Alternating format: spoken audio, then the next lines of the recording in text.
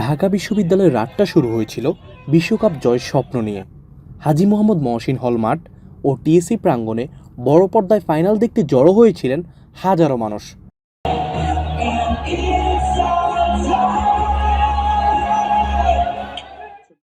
আকাশি সাদা জার্সি, মেসির নাম, পতাকার স্লোগানে শুরুতে পুরো এলাকা ছিল আর্জেন্টিনার সমর্থকদের দখলে। কিন্তু সময় যত গড়িয়েছে সেই উচ্ছ্বাসের জায়গা নিয়েছে চাপা উৎকণ্ঠা।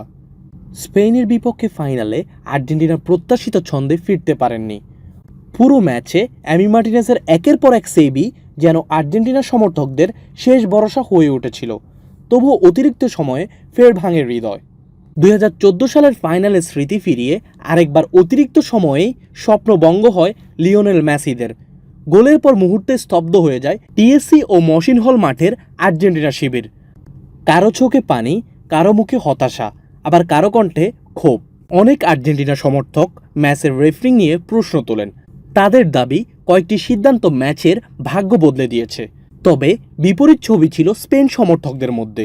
সংখ্যায় কম হলেও শিরোপা নির্ধারণী গোলের পর তাদের উল্লাস ছিল ভাত ভাঙা।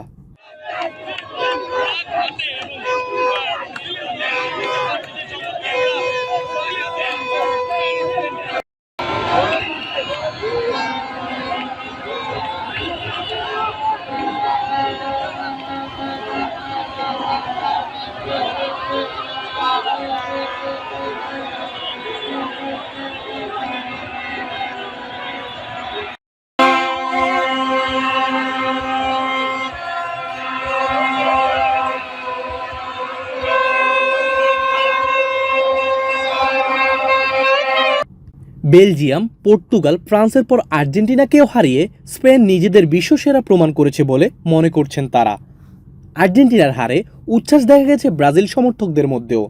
দীর্ঘদিনের ট্রল, খোঁচা আর প্রতিদ্বন্দ্বিতার জবাব হিসেবে এই রাতটাকে দেখছেন অনেক সিলেসাও ভক্ত। বিশ্বকাপ ফাইনাল নিয়ে প্রত্যাশা ছিল লড়াইটা হবে আরও জমজমাট, কিন্তু অনেক দর্শকের মতে ম্যাচের বড় সময় জুড়ে আধিপত্য ছিল স্পেনেরই।